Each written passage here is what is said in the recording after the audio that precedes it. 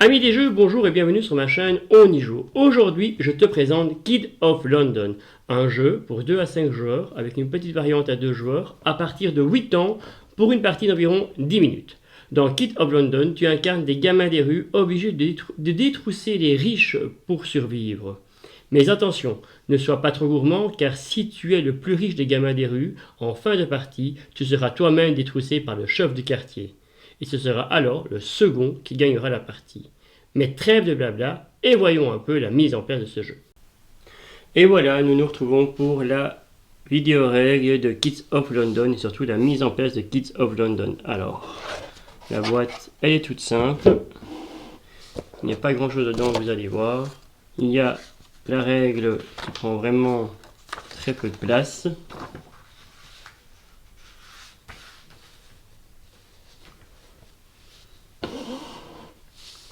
Il y a différents types de pièces.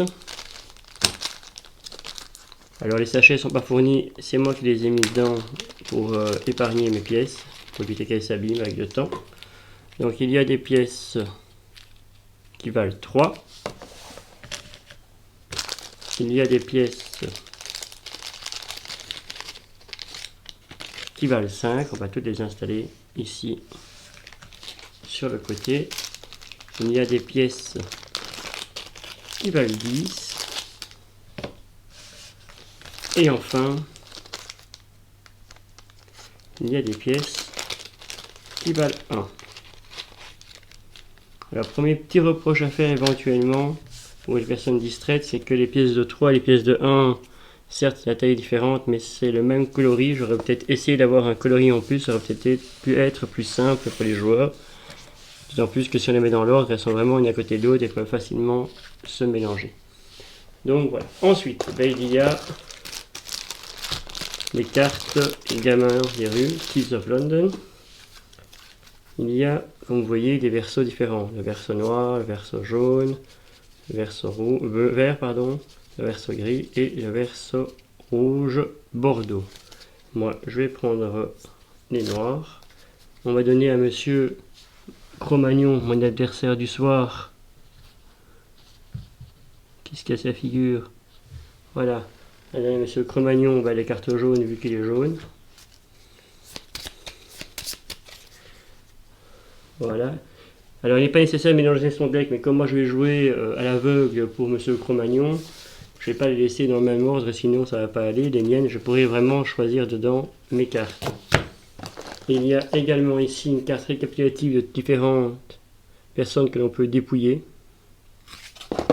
Et il y a les personnes que l'on peut dépouiller.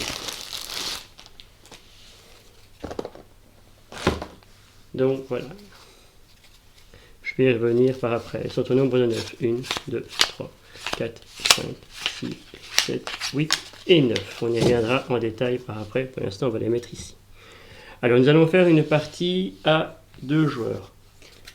Il faut savoir qu'une partie à 2 joueurs, il y a une règle un peu particulière. Il va y avoir un joueur furtif. Le joueur furtif, il va faire quoi? Eh bien, on va jouer pour lui. Donc on va mélanger son deck, un peu comme je fais pour monsieur Cro-Magnon. On va mélanger le deck de joueur furtif. Et on va dévoiler la carte qu'il va jouer avant de pouvoir jouer les nôtres. Sinon, dans l'absolu, normalement, nous, on joue nos cartes face cachée. Et on dévoile les cartes en même temps. Donc lui, on dévoilera ses cartes avant les autres. Et comment va se passer un tour de jeu? C'est très simple. On va d'abord, je vais vous décrire un peu les différentes cartes qu'il y a. Ici, c'est la bijoutière. Quand on la dépouille, on gagne 6 pièces. Ici, le marchand, 4 pièces. Le banquier, je ne m'abuse, on gagne 7 pièces. Ici, je regarde par après, il est un peu plus compliqué à comprendre. Un autre marchand, 4 pièces. Un deuxième exemplaire de la bijoutière. Alors il y a aussi certaines cartes qui sont un peu spéciales. Il y a celui-ci dont j'ai oublié le nom, mais on regarde vite sur la règle, qui est le prince ou le comédien. Soit il est prince, soit il est comédien. Vous voyez, il y a 2 montants dessus. Soit c'est plus 8, soit c'est plus 0. On aura le choix du montant. Ça veut dire que soit on choisit qu'il va nous rapporter 8 pièces, soit on choisit qu'il nous rapportera 0 pièces. Sauf si c'est la dernière carte que l'on acquiert, alors à ce moment-là, d'office, ce sera 8 pièces. il y a un prêtre. Le prêtre, lui, on donne les pièces à son voisin de droite. Il y a un autre prêtre, lui, on donne ses pièces à son voisin de gauche. Et enfin, il y a le sans-abri, parce qu'on est quand même gentil, à lui, on donnera 3 pièces. Le but du jeu est de surtout ne pas finir premier, il faut finir deuxième. C'est un jeu où le deuxième gagne la partie. Pourquoi? Parce que le premier se fait dépouiller par le chef de quartier. Ça veut dire que celui qui aura plus de pièces de monnaie ne sera pas gagnant, il sera complètement perdant, il va se faire dépouiller, il sera le dernier joueur. Et par contre, celui ou celle qui est deuxième à ce moment-là passera vainqueur. Si 2 personnes arrivent à un même total de points, eh bien pareil, les 2 gagnants seront tous les 2 perdants. Par contre, s'il y en a 2 deuxièmes, eh bien à ce moment-là, ils auront la victoire partagée. Mais on va y revenir. Alors comment ça se passe? On met les cartes ici, on les retourne une à une. Ici, on va jouer pour essayer de dépouiller le marchand. Dans notre deck, nous avons, on va les mettre dans l'ordre, ce sera plus facile pour vous le comprendre, des cartes allant de 8, de force 8, à force 0. Donc 0, 1, 2, 3, 4, 5, 6, 7, 8. Comment ça va se passer? Face cachée, on va choisir une de nos cartes. Ici, il en vaut 4. On sait ce qu'il y a dedans. On va dire que moi, je vais essayer de l'avoir quand même, mais pas sûr, mais pas trop. Je vais miser 4. J'ai oublié, nous sommes à 2 joueurs, donc d'abord voir ce que monsieur ici va miser. Ah ben ça tombe bien. Monsieur ici, à mon avis, c'est pas mélangé, donc on va les mélanger un peu, mais c'est pas grave. Il mise 8. La carte la plus forte. Oui et non.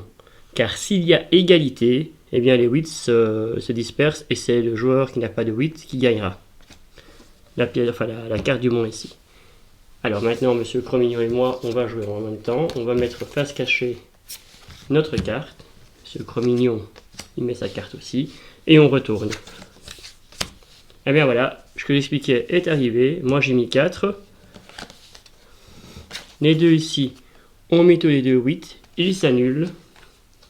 Et moi qui ai mis 4, eh bien je peux recevoir la carte. Ce que je fais, on ne prend pas la carte, mais on prend juste les sous qui vont avec. Donc je prends mes 4 pièces.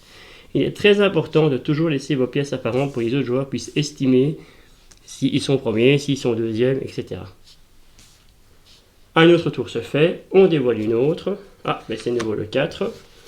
Moi, on va d'abord voir ce que fait le joueur furtif. Il mise 7, décidément c'est mal mélangé. Moi, je vais miser juste en dessous. Je vais expliquer pourquoi je mise juste en dessous par après. Donc moi, je vais miser 6. Et monsieur Cromignon, il va miser celle-ci. Alors, monsieur Cromignon, il a misé 3. Moi, j'ai misé 6. Et lui a misé 7. Donc, c'est lui qui remporte. Il prend les 4 points du personnage dans les 4 pièces. Moi, j'ai misé 6, je prends rien du tout. Mais par contre, monsieur Cromignon, qui a misé 3, eh bien lui, il va gagner 3 pièces. Parce qu'effectivement, celui qui a misé la carte la plus petite va gagner la valeur de sa carte. Donc lui va gagner 3 pièces. Donc on lui donne sa pièce de 3. Et on continue comme ça, jusqu'à la fin de la partie.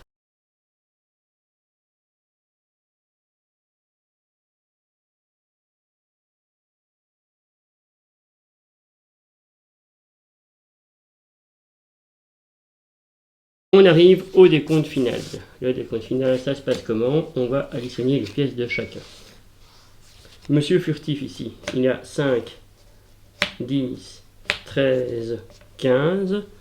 Notre ami le Cromignon, il a 5, 8, 11, 14, 17, 20, 22. Pour l'instant, c'est lui qui a le plus de sous, donc c'est lui pour l'instant qui perd. Et moi, j'ai 5, 8, 11, 14, 16. Donc lui, il s'est fait dépouiller, il n'a plus rien. Il s'est fait dépouiller par le chef du quartier. Donc il n'a plus rien.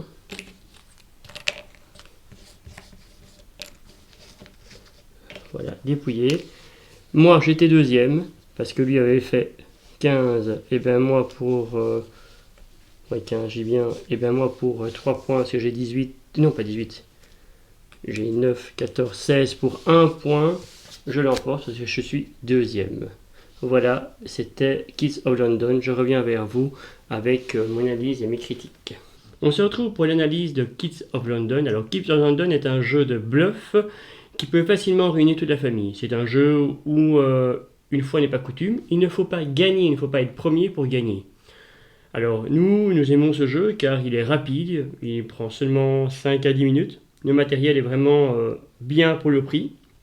C'est du gros carton, les cartes sont bien en main, c'est bien résistant. Il y a une belle rejouabilité car les personnes étroussées ne viendront pas toujours dans le même ordre et les joueurs ne joueront pas toujours leur gamin des rues dans le même ordre non plus, donc les decks seront variables. Il y a de la stratégie, il y a de la fourberie, il y a aussi du stress quand approche la fin de partie car on n'a pas forcément envie d'être premier parce que si on est premier, eh bien on est détroussé et donc on finit dernier. Donc Kids of London, nous on y joue et toi, y joues-tu ?